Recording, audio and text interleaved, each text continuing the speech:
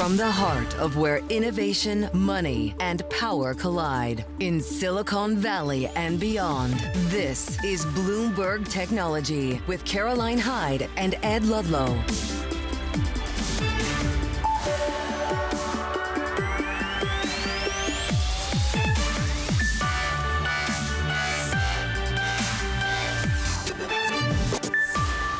Live from New York, I'm Caroline Hyde, and this is Bloomberg Technology. Coming up, Tesla, the shares sink after its deliveries fall 13% over the last quarter, the lowest since 2022. Plus, investors brace for tariffs ahead of President Trump's Rose Garden announcement today. We'll discuss what this means for the global tech trade and Chinese-US relations. And we sit down exclusively with the CEO of Roblox as the company launches new parental controls, and we discuss its ad partnership with Google. But first, we check in on these markets that fluctuate ahead of the all-important announcements from the Rose Garden later today. President Trump set to unveil what Liberation Day really means. We're flat on the day on the Nasdaq 100, but dig into some of the key movers. I single out one, Tesla. We're off by 1.6%, had been lower in earlier trading. But let's dig into the details of what people are saying is a production issue, but also a political issue. It's the worst sales slump for Tesla going back to 2022. They delivered just 336,000 vehicles, falling short of the average 390,000 estimated by analysts. For more, we go to Bloomberg's Craig Trudell. It's about 360,600 vehicles delivered. But analysts had braced for a slowdown, but not this big of a slowdown, Craig. Yeah, there were some that were even predicting year-over-year growth, which seems kind of hard to believe when you look at the publicly available figures that we had throughout the quarter, especially over here in Europe. We saw just really substantial declines in some of the biggest EV markets. But this was pretty widespread, right? We saw also in China, the wholesales out of the Shanghai plant were down, month after month in the first quarter. And so, as you alluded to earlier, this is a matter of both, Musk's politicking coming into play, but also, more mundane factors like changing over the Model Y, which, we'll better get a handle on just how much, one factored into this versus the other as the weeks, in the coming weeks when we get a better sense of just how well the newer Model Y is doing. Mundane factors such as competition as well, most fiercely in China. Can you just break out where, in particular, the geographies were worse? Yeah, I mean, the company doesn't offer a regional breakdown, unfortunately, but we know that in China, BYD is really just mopping up. We're seeing them really, pull further ahead from the competition, Tesla and otherwise. We've seen also Xiaomi, turn a lot of heads and really pull away consumers that might have otherwise looked at buying a Tesla. I think one of the challenges that you're seeing for the company is that they just don't have as broad a lineup or as affordable a lineup as BYD does, and so they are just not the volume player that they used to be in that market and cannot keep up with BYD. China's Passenger Car Association releasing data that sees an 11% slide for Tesla. In France, it was down more than 30% once again. Just tell us the nuance of what we expect to hear from Elon Musk on this. In the past, they have tried to direct as to why they've slowed down and blaming in many parts the production overhaul. Will we hear from him on the back of these numbers? Yeah, I think one of the things that's interesting to me about these figures that they reported today is that production exceeded deliveries by a fairly substantial margin. And so this excuse that this was just, production constrained, that was at issue doesn't really seem to work out. Of course, you would expect there to be some lag in that, some vehicles have to be produced and then shipped to where they, are end up at Tesla stores and with end customers. But, for this gap to be this significant in a quarter where we knew the Model Y changeover was happening, that's definitely notable. I think the other thing that we're likely to hear from Musk, in addition to the Model Y excuse, is, for him to sort of pivot to the talk about AI and autonomous driving and, flip to the robo-taxi event that they've, said is coming in June, that they will start giving people rides in unsupervised full self-driving Teslas in Austin. that, of course, is something that is potentially a catalyst in the months to come. And why Cathie Wood remains a bull, for example. Craig Trudell, thank you very much indeed. In another blow to Elon Musk, his Wisconsin Supreme Court candidate was dealt a resounding loss in the state's judicial race. That's despite Musk's backing of nearly $20 million into the campaign. Now, former State Attorney General Brad Schimmel lost to the Circuit Court Judge Susan Crawford, who led with 55% of the votes. Now, that's according to the Associated Press. Still, it wasn't a full win for Democrats. In Florida special elections, they fell short on their bids for 2 critical House seats. And let's just turn our attention now to what also Elon Musk must be navigating, which is President Trump's tariff plan. They're coming down to the wire. And this is as his team is apparently still finalizing the level and scope of the new import taxes. He is slated to unveil this afternoon, which, of course, could be a major shock compared to the US's tariff rate historically. Bloomberg's Mike Shepard joins us for more. What are the finer details that we're still expecting to be ironed out? Well, Caro, those are the things that we're trying to find out at this hour. We're all holding our breath here in Washington and really on Wall Street, too, to see what will emerge from those deliberations by the president and his team. They're looking at a basically choice between 3 paths. One is the reciprocal tariffs that we've heard President Trump talk about in recent weeks, this idea that we charge them, in his words, what they charge us. In other words, customizing tariff levels depending on what they see as a relative trade barrier with U.S. goods. The next would be doing something that's a little bit more like a tiered system, where you have a lower tariff rate for countries that have fewer trade barriers with the U.S. and a higher tariff rate for countries that have more trade barriers. And then there's the third option also, Caro, of something that looks more like a flat tariff, one that would be just one level, say 20% worldwide, no matter the country, no matter the level of perceived trade barriers assessed by the administration. Right. That would reflect what he had talked about on the campaign trail, too. Shep, what's so interesting is technology has taken a hit from a valuation perspective. People trying to dissect how much this affects the semiconductor industry in particular. Have we got any nuance there?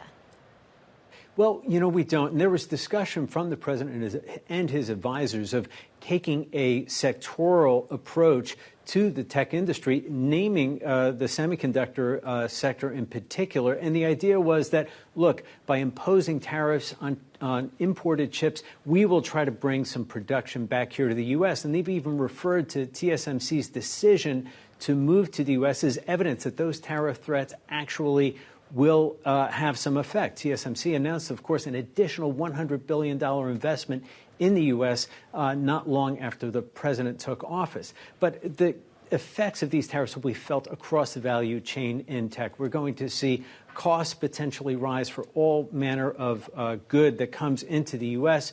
We're talking about computer hardware in addition to chips. We're also talking about smartphones. So the impact will be felt widely, and businesses will have to make a decision about whether they pass those costs on to consumers or they simply accept smaller margins in the process. Mike Shepard, always keeping us up to date. Thank you so much. Look, let's now bring in Michelle Guider, CEO of Purdue's Kroc Institute for Tech Diplomacy. You previously served in the Trump administration, the previous one, in terms of diplomacy and global public affairs. This inflationary pressure, Michelle, is it worth it in the short term for long term, bringing potentially more manufacturing back to the U.S.?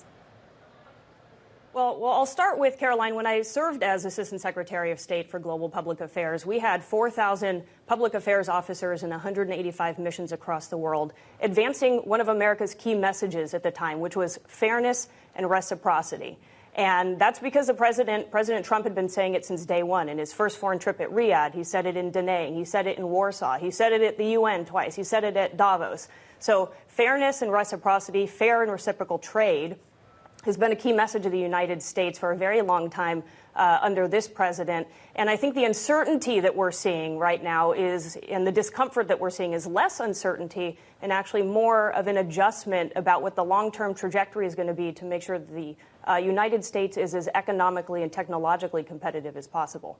Point us to that longer-term trajectory, therefore, Michelle. This is not a surprise to you. So those that are still feeling that instability, as you call it, how do they see the next few months go if they're a business leader having to decide where to invest? Well, I think even longer term than that, we have a strategic decision to make as a country. Are we going to wake up and are we going to worry that the S&P is down 8.3% since February? Or are we going to worry about the United States becoming a technology and an economic and a manufacturing powerhouse in the 21st century so that we can lead the world and we can be the safest, freest, and most prosperous country that the world has ever seen?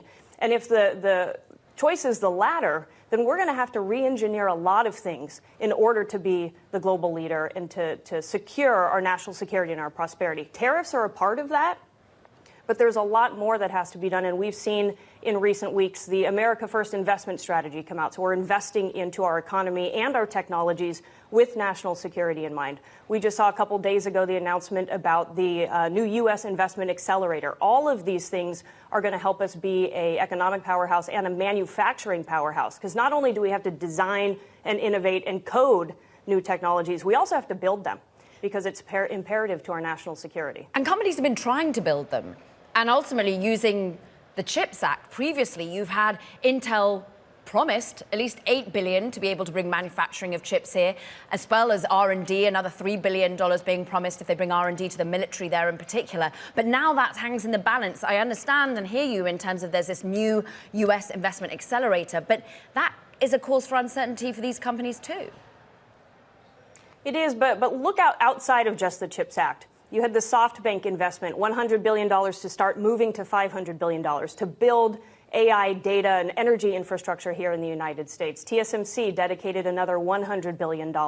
At Purdue Research Park, the Kroc Institute is at Purdue University. At Purdue Research Park, SK Hynix, $4 billion to build advanced packaging. Hyundai just did $20 billion in Louisiana. So it's not just CHIPS Act and federal spending, but there's a lot of private sector companies from foreign countries that are investing here because they want to build here, and it's all good news for the United States.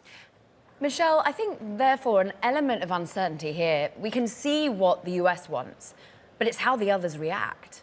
And for many in technology, they're wondering, how do digital services become impacted if Europe fights back on these tariffs? How do you game that out for business leaders?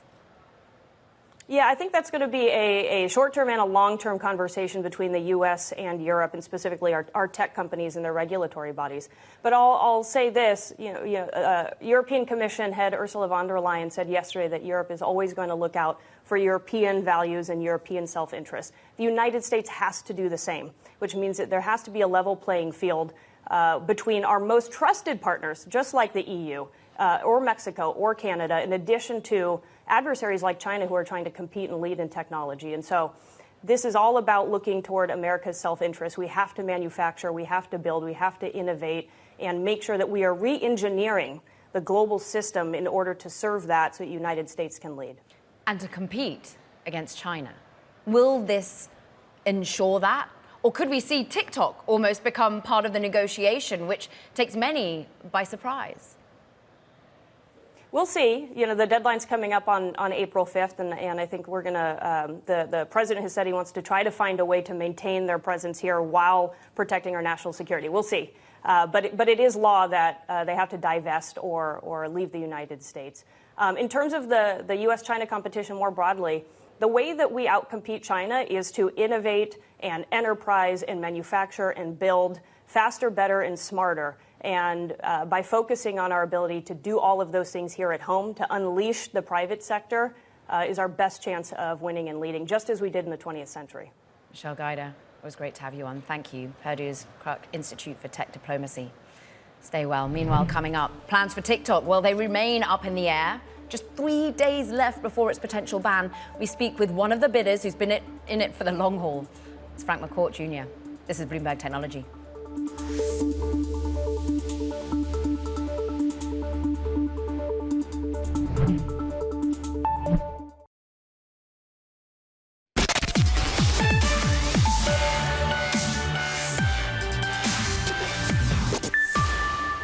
President Trump is set to hold a meeting today to discuss a proposal for divesting TikTok's U.S. operations from its China's parent company, ByteDance. This comes just days ahead of its April 5th deadline to be sold or to be banned. Sources say the administration is considering currently a deal that would include Oracle, Blackstone, and other investors in a joint venture. This proposal, though, is just one being put forth by a number of interested parties in purchasing TikTok. One of those who put their bid in near the beginning is Frank McCourt Jr., Project Liberty founder and executive chairman of McCourt Global. He joins us now. Are you going to be there in Washington for this meeting, jetting off after this? Have you been part of this conversation? No, I'm jetting off after this, but not to Washington. And so we're interested in seeing what comes out of the meeting. There's still a lot in motion, let's say, right now, Caroline. What do you think really is in motion? Is it a broader diplomatic sort of ping pong that Vance, it seems, is mainly leading the charge in? Or is it actually just trying to work out which bid works best for the US law? Yeah, I think it's really beginning to digest what the real issues are here, what's really in that legislation upheld by the Supreme Court, meaning where does the algorithm sit? Who has access to it, for example? The fines, huge fines here for any violation of the law. Yes. And who is responsible for those fines? So I think that now we're getting to the point of a real analysis of the law and the Supreme Court ruling, and what is a legitimate bid? What is a real transaction where one could buy TikTok, US TikTok, and meet the spirit and the letter of the law? Let's go to your offer, because as it stands, you don't want the algorithm. That fits the letter of the law, right? Correct. Yes, it does. And that's fundamentally the point here. You can't dodge that issue. The algorithm is, along with the source code, the way that China is able to manipulate what Americans read, see, and eventually think about issues. And this is highly dangerous for America. And that's why the legislation was passed with a broad bipartisan support. And so we now have a set of issues where you need to completely disentangle from the Chinese technology in order to have a bid that complies with the law. And the reason why we still believe our bid, our offer for US TikTok, is the only offer that actually meets the letter and the spirit of the law. We don't want or need the algorithm because we have a clean stack that we've been building for the last 5.5 years. We understand there are 4 bidders. I'm going to go into one of them more cleanly in a minute. But who else do you understand to be the bidders out there at the moment? I'm not 100% sure. I've heard the number 4. I don't believe there are 4. And I think that there may be a mixing and matching of bidders that we're hearing about as well. So I think it's all very much a fluid situation right now, Caroline, and we'll learn more this afternoon. This afternoon, we understand that President Trump is hearing the latest ideal around Oracle being part owner. They are already an infrastructure provider. And Project Texas, which was thought of under the previous administration, was meant to be the way in which Oracle could preserve ultimately the data of US citizens within using TikTok. Is that going to be a legitimate way that TikTok is sold here in America? Let's think about source code and operational code or algorithm. The issues are not just where it sits, but who has access to it. And this is the source code or the algorithm could sit somewhere, but if China still has access to it, that's highly problematic. And I think at the end of the day, China has been clear. It seems to me anyway that they've been crystal clear. They're not letting go of the algorithm. And what also seems to me crystal clear in the legislation is that any bid that includes the algorithm is not going to meet the criteria laid out in the law. So there's the issue. And again, I go back to the reason why we made the bid and did it on behalf of Project Liberty. It was not because we set up Project Liberty to purchase US TikTok. We set up Project Liberty to bring forward the set of issues that are problematic with the current tech design that we have right now. It just so happens that TikTok was an opportunity that presented itself where we stepped forward and said, hey, why don't we turn a problem into a solution here? Let's buy US TikTok, move it over to a clean stack where you and I control our identity, control and own our data, permission its use, and basically have a different internet, which I would argue will be vastly better for people, vastly better for democracy, for society, and for children. You want a decentralized future of social media. At the same time, the administration is trying to weigh up future relationships with China. We also know that President Trump really liked using TikTok as a way in which to tell his message during the campaign to the younger audience. When you think about the potential Oracle bid, you said it's very fluid, but who else might be joining that? We've heard of Blackstone, we've heard of VCs, for example. Do you know any other players that might be getting into that bid? Well, we've talked to, I believe, all of the existing investors in ByteDance, U.S. investors in ByteDance. And I think all or most all would be happy to stay involved in the transaction. I mean, why not, Caroline? It's better to spin off a company, keep an interest in it, hope for the best, rather than have the company shut down. So General Atlantic you're talking about? So all these names that you're hearing, they're all around the deal because they have an interest in the deal. As far as President Trump and his affinity for TikTok, we can create a version of TikTok that he'll like just as much, if not more, because it will do the same good things without putting Americans at risk. Do you think there's any way that we get a deal by the deadline of the 5th? I personally think that's highly unlikely, but we'll know more this afternoon or certainly by the 5th. And are they coming to you directly? Who are you speaking to within the administration? Our conversations have been with the Vice President and the Vice President's office. And the leaning you get from Vice President Vance, is he taking into consideration the future of how social media works within the United States, the future of an algorithm being in China or not? Or is he seeing this much more as a diplomatic effort? Oh, you'd have to ask the Vice President that. I certainly hope he's seeing the broader issues of the future of the internet, and I know he's concerned about our national security. Many are also questioning just the price point. What would you be willing to pay without the algorithm, without the so-called secret sauce? Well, we've put a number of $20 billion on the assets without the algorithm, and so and we're sticking by that. We think that's a very full number for just the user base and the data. We're not getting all that back end, but we don't want or need the back end. And that's the point, right? We've built it, which is why we happen to be in the right place at the right time for this transaction. We meet the spirit and the letter of the law. We keep U.S. TikTok lit up, and everybody wins. Is there any way that they go back to Congress and re-offer this deal?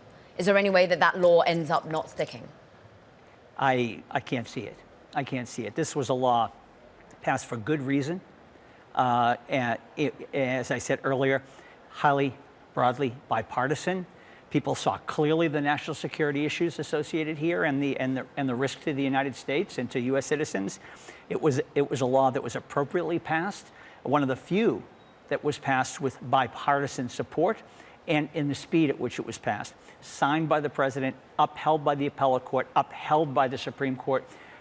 12 judges said this is a valid law. This is a real set of national security issues. 0 judges were on the other side of that. Many of the same people that voted for this law are in the Trump administration. Mm-hmm. They understand the issues, and that hasn't changed. And what I want to emphasize is there is a solution to this. There's a solution that meets the criteria of the legislation, keeps TikTok lit up, protects American citizens, and begins to show the way of a new internet.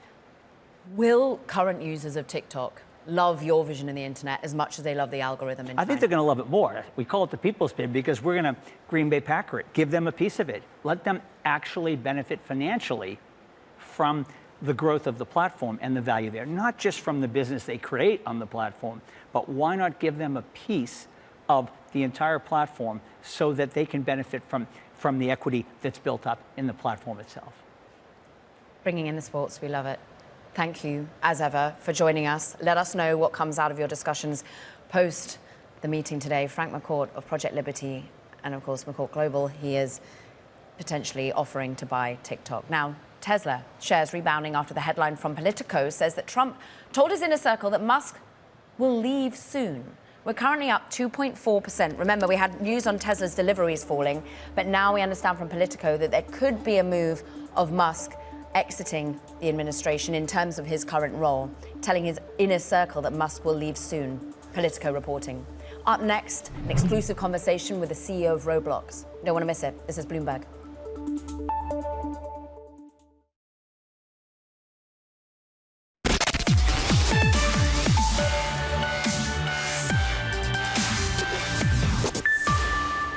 Welcome back to Bloomberg Technology. I'm Caroline Hyde in New York. Now, if you have children, the chances of you knowing about Roblox are pretty high. It's a virtual universe, of course, that allows users to create, to collaborate. Nearly 85 million daily active users. Roblox is out with a slew of announcements, including a partnership with Google, as well as new parental controls. Shares rallying following the news, and let's just unpack it all in an exclusive conversation with Roblox CEO David Baszucki. David, it's great to have you on the show. And I'm so interested in what analysts are calling right now a smart strategic move, this partnership with Google. What brands are responding to this new partnership you've unveiled? Hey, great to be on the show, and want to highlight, we shared a really huge vision of having 10% of all gaming running on Roblox, which is a really big vision. And we feel gaming is still in the prehistoric times as far as how people consume and use gaming content. We have a huge creator community who is already creating amazing businesses. This partnership with Google is another way for those creators to help build their business and monetize. And for our older users, we're going to give our creators side-by-side virtual currency and side-by-side subscriptions, another way to help build their business on Roblox. We have many creators making over $10 million a year on the platform, and some making over $50 million a year. So this is really sponsoring big emerging studios building on our platform. It's about the ecosystem.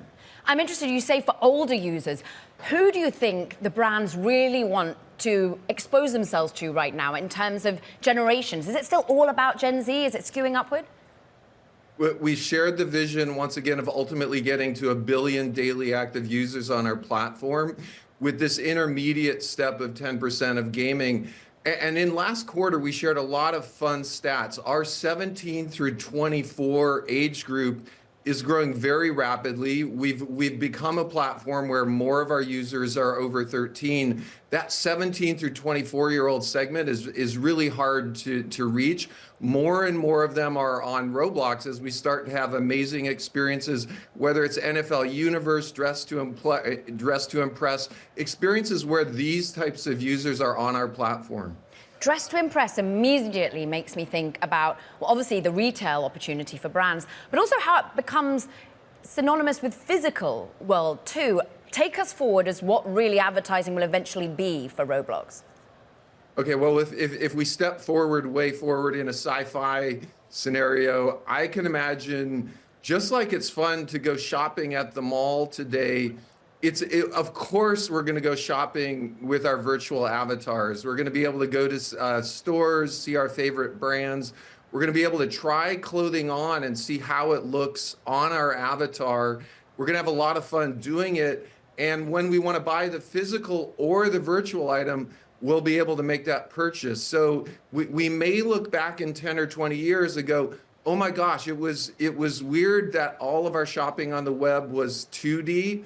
Rather than jumping forward to a future 3D and ultimately 4-dimensional world. So someday maybe we'll go virtual shopping together. Well, advertisers are going to be excited by it. The analysts are excited by it because ultimately this will become a bigger and bigger part of your business model. When do you think you'll be able to break it out and show just how much advertising is bringing to your bottom line? Yeah, we, once again, on this journey to getting over 10% of the gaming market space, we've shared we expect to be growing our bookings at over 20% year on year, continuously going forward, while generating a lot of cash. And we are looking forward to when we break out the advertising revenue and the commerce revenue. We haven't shared when we will do that. Come on the show, Dave, on the show. What? You got to break it for us on the show. Oh, I can't break it on the show, but I'll call you before we break it out, and I'll let you know. I appreciate that. Look, more seriously, for brands to really commit here and to stick with it, for your users to remain, it's also all about safety. I know you've been putting a lot of thought into that. You've got new parental controls that you're announcing today for us. Dave, talk us through them.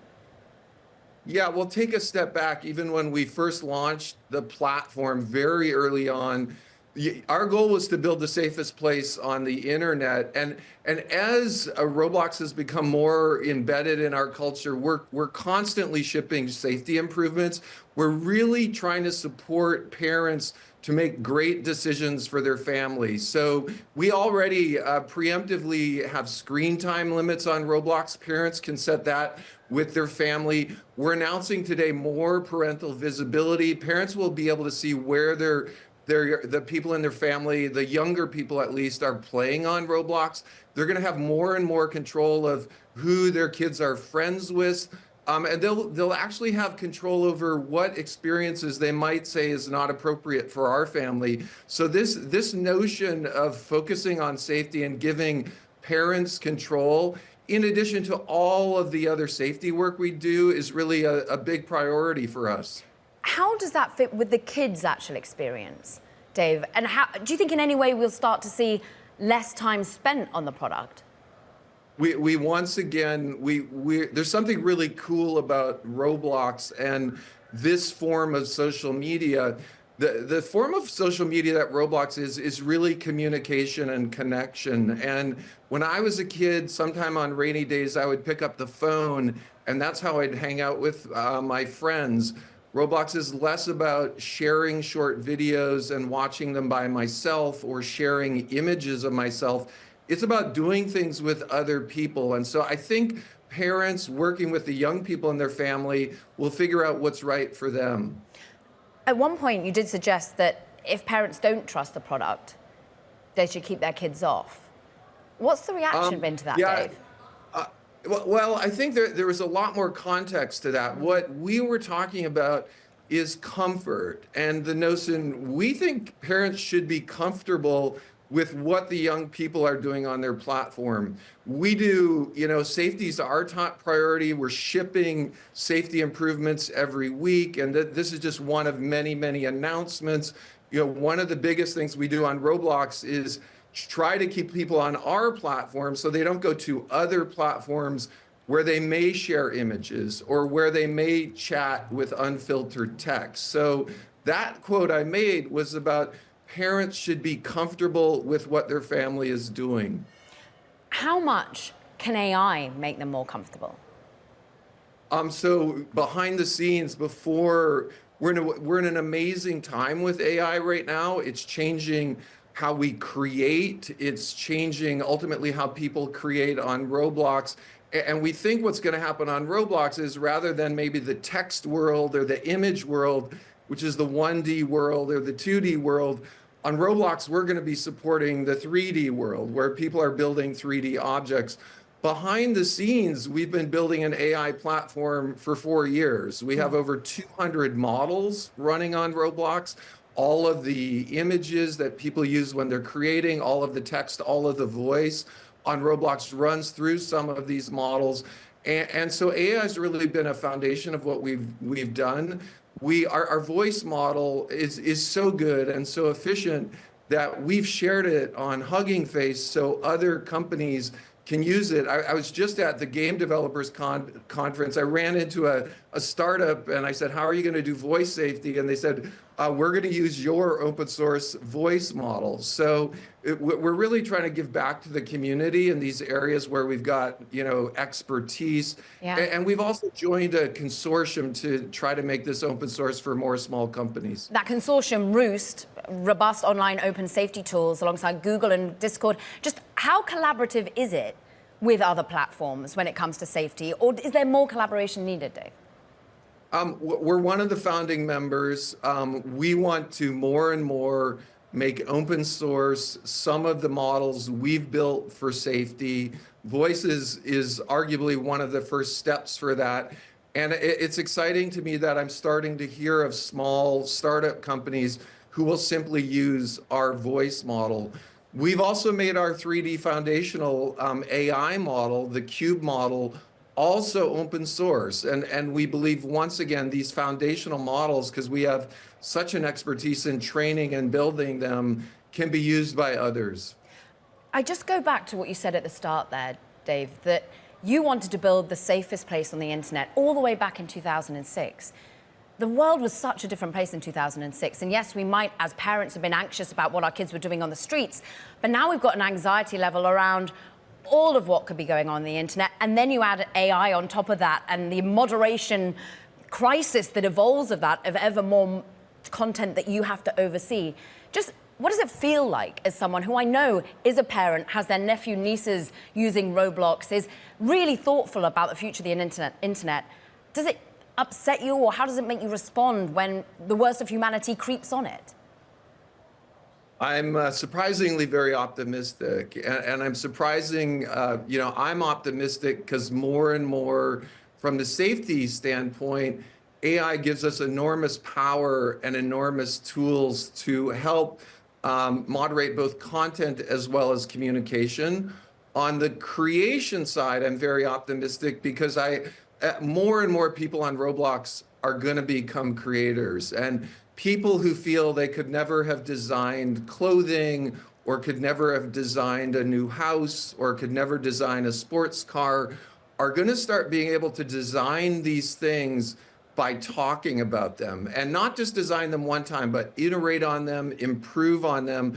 So just like digital tools like Photoshop replaced oil painting, I actually feel AI is going to make us all feel more like creators and supercharge creativity amongst all of us. So we love the lo-fi vibes of Roblox in the past. How much is it going to become high fidelity, what we're currently seeing on our screens? The long-term spec for the product, and really one of the most difficult specifications of any technical platform, is giving artists complete freedom. And with video right now, we could argue that artists have freedom. We see animation, we see anime, we see photorealistic, we see hyper-realistic. We're introducing more and more functionality, and we mentioned this part of the notion that we want to have 10% of the gaming space on our platform. So ultimately, artists can either go our traditional blocky style, a more realistic style, or ultimately with some of the cloud facilities, we're building high-res styles that they're used to in some of the other types of games they see out there in the market. You talk about how you want to serve the market, the ecosystem, the developers. You've done, the value creation that we've seen with one of the key developers being Brookhaven has been phenomenal. They sold out to Voldex. Do you know the sort of size of deal and how many millions are going for those sorts of purchases? I can't comment on the size of the deal. I'm pretty sure the deals are starting to get into 9 figures, not 8 figures. At the Roblox Developer Conference last September, one of my 10 prognostications was we're going to see $1 billion market value deal for a studio on Roblox. And arguably, we should see that happen if we keep pushing the technology for the gaming space, and if we have 10% of the gaming in the world running on our platform, we're going to see more and more of those studios start to show up. Talking about gaming, but you're also talking about how this is ultimately a social endeavor. Who is your competitor right now? Is it eyes and minutes spent on TikTok and social media, or is it other gaming platforms? It's an interesting metaphor, and as we think about competition, we think more about this vision we have in the company, and also what is technically possible with today's technology. We know it's technically possible ultimately for a young creator to build a really interesting experience, have it immediately be live in any country, have it be within the policies of any country, have it automatically translated to any language, and have it run either on a very low-end device, a 2 GB RAM phone, or a super high-end gaming PC, and allow people to join that experience instantaneously without a download. Because we know all of this is possible and we're building it as quickly as we can, we do sometimes think our competition is our own ability to iterate quickly. Some might say about TikTok being a competitor. We had Jesse Tinsley on the show previously who said you're supporting his bid for TikTok. On a personal perspective, are you still, Dave? At high level, I won't comment on what bid I'm supporting. I do think there's one of the things we're highlighting in our discovery system is transparency. And I think there's an underlying theme of all of these bids, whether the algorithm is running in the US or at the least it's completely transparent. I think people all around the world would like to see transparency in these algorithms. One of the things we're doing more and more on Roblox for the creators who also our users find cool experiences on Roblox is being very transparent with how our algorithm is working so developers can know how we're forwarding things to the user. But I do think whatever the bid on TikTok is, we're going to see transparency of that algorithm and arguably an air gap where that algorithm has to run in the United States. The administration pretty involved in the TikTok bid. Now, the administration, the current SEC, now inheriting a potential investigation into Roblox. How is that going, Dave? I can't comment on that. I constantly say we run an extremely tight ship, and we're very proud of everything we do. Pride is something you want to make global, and you're talking about how people can create an immersive world and immediately go into any language, any country. Right here, right now, it's quite difficult to be a global company when based in the US. How do you feel about the trade anxiety that's currently undergoing and what it means for your business? I was just in Emirates at the World Forum, and what was interesting is in Emirates, there are some top Roblox creators who are contributing code to some of the top experiences on the platform, and also some top creators who are fashion creators who are doing quite well in the virtual economy on the platform. I'm optimistic for platforms like Roblox, where there's a demand for amazing content. More and more of our creators, whether they're in the USA, whether they're in the Gulf region, whether they're down in Brazil, where we have an enormous activity. I'm really excited that we can offer a global economy for these creators. And we see our top creators coming from all around the world. Dress to Impress team, for example, I believe is in the UK. Your username is Builderman. Are you still busy building a view that this is going to be the metaverse, that we're going to live in that in the next few years? Is that what the ultimate vision is here, Dave? The vision we have is humans are always trying to find a way to communicate. And we used to use the mail system, we use the phone system, we use texting, we're on video, we're communicating on video. And we believe 3D communication is going to sit side by side with that. 3D communication is pretty interesting. We can change our avatar, we can play hide and seek together, we can go to a concert together. So we're really optimistic about what we call this evolution to 3D and 4D communication. We think it's going to be big. We think this is a natural evolution of technology. We're in a great opportunity to help usher this in a safe and civil way. And when we get back to building, we actually call our people and our team within Roblox builders. So that Builderman idea has really stayed with us. Dave Baszucki, great to have you on the show. Co-founder, CEO of Roblox. Stay well. Coming up, we're sticking with gaming because Nintendo has announced the release date and price for its highly anticipated Switch 2. Details next.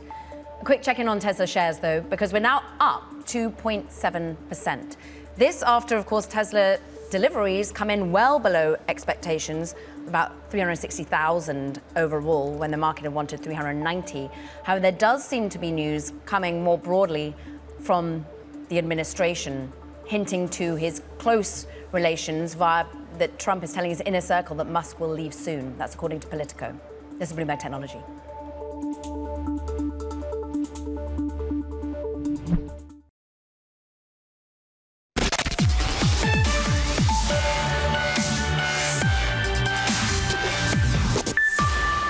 Nintendo has revealed new details for its highly anticipated Switch 2, which it plans to release on June the 5th. This is the video game maker's really first entirely new platform in 8 long years and has the potential to lift sales after a pretty lackluster few years for the industry. Here to tell us more is Bloomberg's Cecilia D'Anastasio. It's expensive. It is expensive. So $450. What is that like in context of the market? There are other handheld offerings now that are on the market that were not on the market when the original Switch was released. And they're selling for somewhere between $400 and $700. But at the same time, Nintendo has a lot of star power that these competitors from Lenovo, Asus, Valve Corp, and potentially even Microsoft, which has also teased a handheld console, do not. Okay, so it can stand out from the crowd. What are analysts saying to the date, the price point, the release? How much anticipation is there? I talked to several analysts this morning who are very optimistic about sales for the Switch 2. They say that some of the launch titles, including a new Mario Kart, a new Kirby game, Donkey Kong, could propel sales for the Switch 2. And of course, Nintendo's been so clever at using that IP and getting into different ways. It's a style of marketing in many ways. Where else will they be leaning into? And who ultimately is their target market right now? The Switch 2, unlike the original Switch, is more of an incremental change to its predecessor. So the Wii U, which came before the Switch, looked completely different. And now the Switch 2, it's mostly just improved screen size, battery life, resolution, some sort of small quality of life adjustments. The target audience for the Switch 2 is someone who loves their Switch 1, and we know that there are hundreds of millions of people who fit into that category, but want something with a little bit more of a modern feel and touch. But after 8 years, is it enough of a change? Analysts I'm talking to say that it is. Again, there are more powerful handheld gaming devices on the market now than ever, including for around a similar price point to Nintendo's. However, Nintendo sells consoles with their exclusive games, which are widely loved in the video game community. And so we're not worried about the consumer that's under pressure at this point, looking at a price point like that, looking to upgrade. People really love their video games and are willing to do a lot to get their hands on a new console. It's something that people will budget out for months or years in advance. Okay, and even be purchasing from some international makers too, Bloomberg, Cecilia D'Anastasio. Great on all things Nintendo. Meanwhile, let's get back to the rest of the market, because Tesla shares actually rebounding. They were at session lows previously on the back of lackluster deliveries. But now there are reports from Politico that Trump has told his inner circle that Elon Musk will be leaving soon. Bloomberg's Isabel Lee joins us for more, and many feeling good. He can be more focused on Tesla, I'm assuming.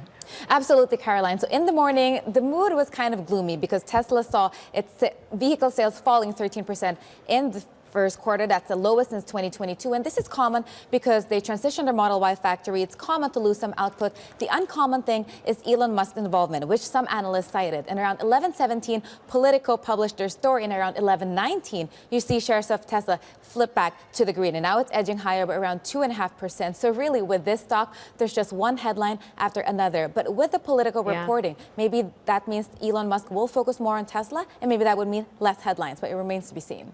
Well, talking of one headline after another, we've got another one coming from the New York Times. Amazon puts in a last-minute bid to acquire TikTok. It's reported by New York Times. Amazon shares currently spiking a little bit higher. The investor reaction seeming to like the integration of social media within Amazon's more broad remit.